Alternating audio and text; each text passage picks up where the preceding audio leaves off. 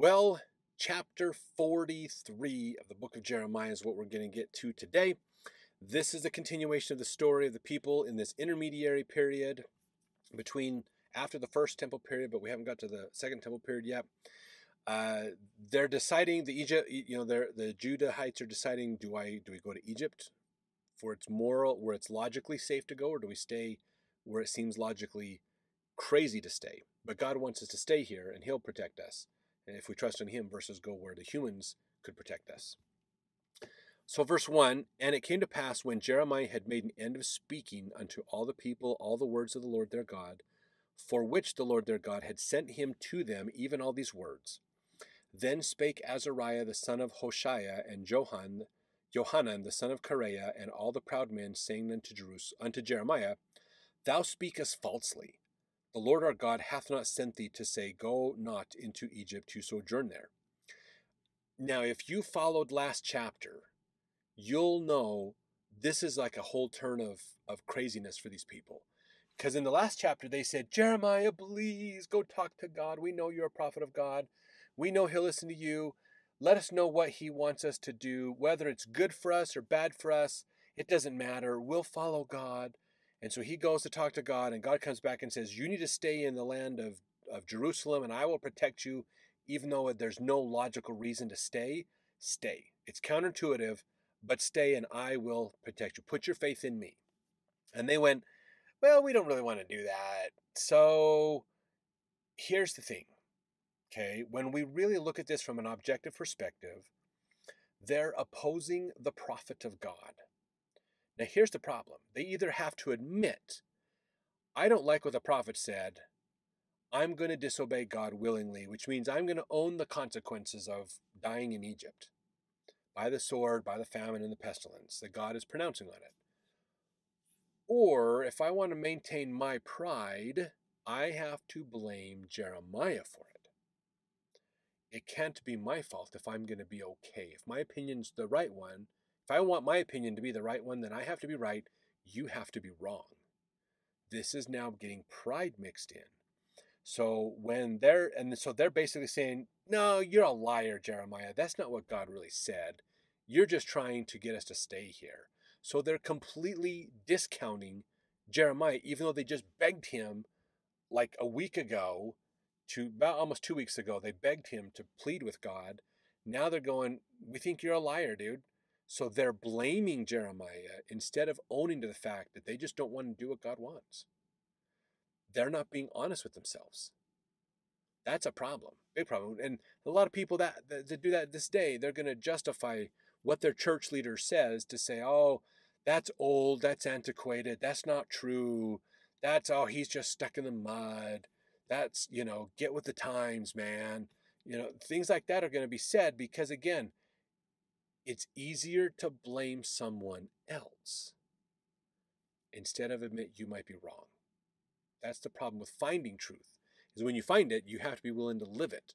Because if you don't, it will condemn you. So the way out of that is to blame somebody else so you can save face. Basically, that's massaging your own ego.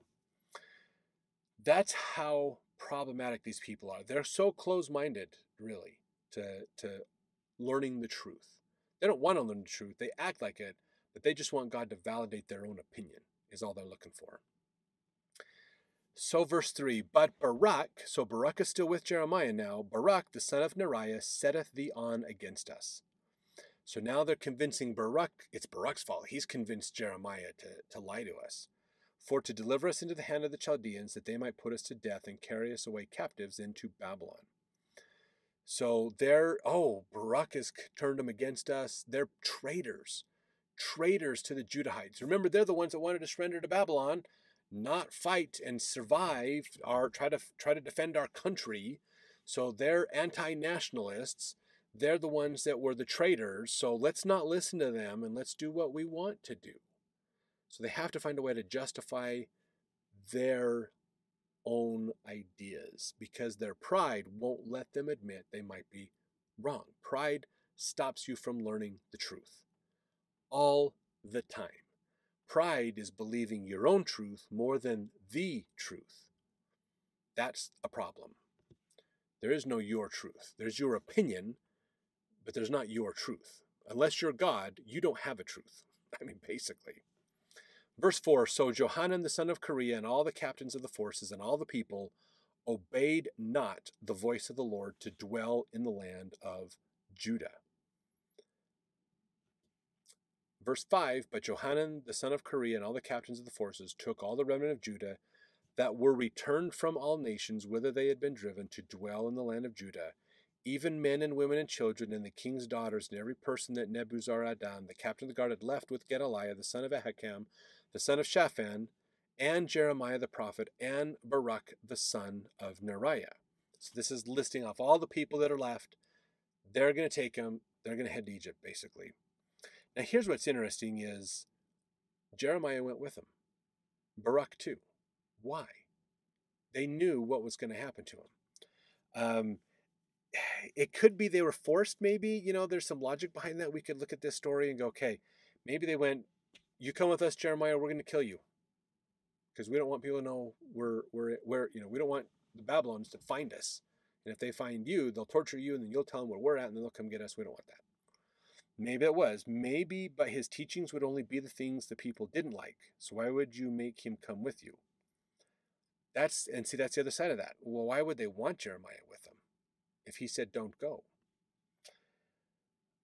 Did he go so he could encourage the people to come back? Maybe he was hoping to convince them in the journey to turn around and come back. So he went with them in hopes to get him to come back before it was too late. Maybe. We really don't know. We don't have enough evidence to know why Jeremiah went. But he went. So verse 7, so they came into the land of Egypt, for they obeyed not the voice of the Lord. Thus came they even to Taphanes. Okay, so they chose not to put their faith in God. They chose to put their faith in human logic instead of God. Now Taphanes is, Taphanes, I think that's how you say it, Taphanes, sorry. This is a frontier city, okay? This is in eastern Delta, probably to be identified with Tel Daphne today, or Daphne, Tel Daphne. If you go look that up on a map today, that's probably the area where this settlement was, most likely. So that's kind of an edge of Egypt, basically. Verse 8, then came the word of the Lord unto Jeremiah in Taphanes, saying, take great stones in thine hand, and hide them in the clay, in the brick kiln, which is at the entry of Pharaoh's house in Taphanes, in the sight of the men of Judah. So he's going to take some big rocks and he's going to put it in the clay that's going to be in the brick kiln for firing these bricks, basically, for construction. Verse 10, and say unto them, thus saith the Lord of hosts, the God of Israel, behold, I will send and take Nebuchadrezzar, the king of Babylon, my servant, and will set his throne upon these stones that I have hid, and he shall spread his royal pavilion over them. Now this home, because it says this is the brick kiln which is at the entry of Pharaoh's house. This is probably one of the many of houses of Pharaoh. This is his home in Taphanes, basically. Most likely not the main palace, but like a summer home or a vacation home or an extra place. When he's out in that part of the country, that's where he stays, basically. So Babylon is going to come. These stones are hidden in the brick. Basically, he hid these stones in the bricks before they were fired, and then they get fired, so the stone is hardened. The bricks harden around the stone, basically. They're going to be used in the construction, building this pavilion, this house, and that is a symbol that Babylon is going to, Nebuchadnezzar is going to enjoy this house. Babylon's coming, so everything they feared about staying in Jerusalem is now going to hit them in Egypt. If they stayed in Jerusalem, God would have guaranteed they didn't have it. But now they didn't follow God, so they're going to get it, basically. Verse 11, and when he cometh, he shall smite the land of Egypt, and deliver such as are for dead to death, and such as are for captivity to captivity, and such as are for the sword to the sword. So Babylon's going to come and wipe out the people in Egypt. So their safety in Egypt is false. It's a false hope. Verse 12, and I will kindle a fire in the house of the gods of Egypt, and he shall burn them and carry them away captives, and he shall array himself with the land of Egypt, As a shepherd putteth on his garment, he shall go forth from thence in peace. This is a big deal now. Nebuchadrezzar's activities would involve the humiliation of the temples of Egypt and their deities. The practice was well known in the ancient Near East. In Babylonia itself, Nabonidus, the last king of Babylon, despoiled temples and carried off the images of their gods to Babylon. The Elephantine papyri bear witness to the havoc wrought on temples by Cambyses, the Persian ruler, when he conquered Egypt. There is a homely picture here which is well understood by those who have traveled in some parts of the Middle East. The picking of lice from one's clothing is used to describe Nebuchadnezzar's plundering activities when he finally invaded Egypt.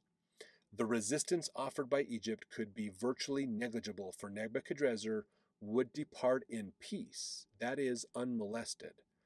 Special mention is made of the sacred pillars in the temple of Beth-shemesh, the house of the sun. The reference is to Heliopolis, or On in Hebrew terms, situated about 5 miles northeast of Cairo. The city was well known for its temple of Ra, the sun god, which was approached by 2 rows of obelisks, only one of which still stands. Now the Septuagint actually mentions which are in On. So it actually specifically mentions that Babylon's coming to this town. A gloss making the point that the reference is not to Beth-shemesh in Palestine. So he's coming down. In fact, verse 13, he shall break also the images of Beth-shemesh that is in the land of Egypt, and the houses of the gods of the Egyptians shall he burn with fire. So that's kind of verse 12 and 13 is almost like a chiasmus. They talk about burning with fire and then destroying them, and then destroying them and burning with fire in a way. Now Nebuchadnezzar did invade Egypt in his 37th regional year. This is 567 BC. A fragmentary inscription suggests that Nebuchadrezzar did not intend a permanent conquest, but thought to deter Egypt from meddling in Asia. Although the pharaoh Amasis was defeated in battle, he maintained his independence, and therefore seems to have preserved friendly relations with Babylon. Jeremiah's prophecy was not fulfilled literally, a good indication that it's genuine and not made ex post facto, but the very fact that Nebuchadrezzar came at all was sufficient to establish his reputation as an authentic prophet of Yahweh still further. So this is the prophecy he's laying down, and it will come to pass, basically, in a future time. So let's jump over to the next chapter as we continue to move forward.